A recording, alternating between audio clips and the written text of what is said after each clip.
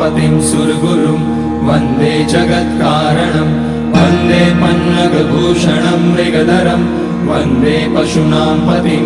वन्दे सूर्यशशाङ्कवहिनयनं वन्दे मुकुन्दप्रियं वन्दे भक्तजनाश्रयं च वरदं वन्दे शिवं शङ्करम् ॐ मृत्युञ्जयाय रुद्राय नीलकण्ठाय शम्भवे अमृतेशाय शर्वाय महादेवाय ते नमः। नमस्तेस्तु भगवन् विश्वेश्वराय महादेवाय त्र्यम्बकाय त्रिपुरान्तकाय त्रिकाग्निकालाय कालाग्निरुद्राय नीलकण्ठाय मृत्युञ्जयाय सर्वेश्वराय सदाशिवाय श्रीमान् महादेवाय नमः। ॐ नमः शम्भवाय च मयोभवाय च नमः शङ्कराय च मयस्कराय च नमः शिवाय च शिवतराय च ॐ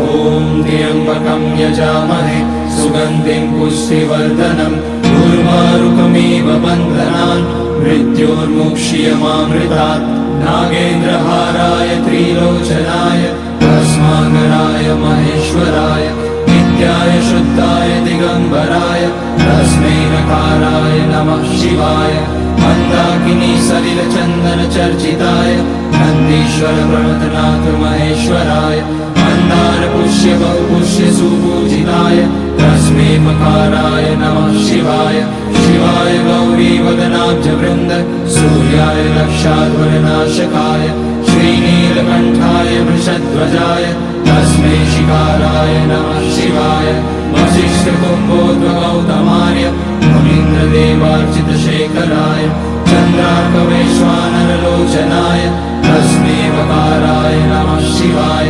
यज्ञस्वरूपाय जटाधराय पिनाकहस्ताय सनातनाय दिव्याय देवाय दिगम्बराय तस्मै यकाराय नमः शिवाय पञ्चाक्षरमिदं पुण्यं यः पठेत शिवसन्निधौ शिवलोकमवाप्नोति शिवेन सह मोदते।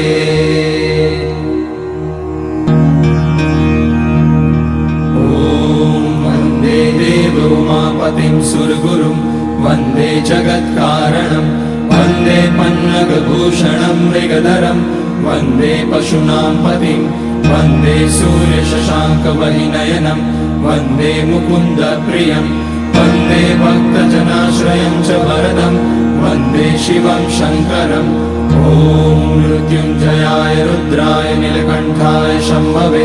अमृतेशाय शर्वाय महादेवाय ते नमः। नमस्तेस्तु भगवन् विश्वेश्वराय महादेवाय त्र्यम्बकाय त्रिपुरान्तकाय त्रिकाग्निकालाय कालाग्निरुद्राय नीलकण्ठाय मृत्युञ्जयाय सर्वेश्वराय सदाशिवाय श्रीमान् महादेवाय नमः। ॐ नमः शम्भवाय च मयोभवाय च नमः शङ्कराय च मयस्कराय च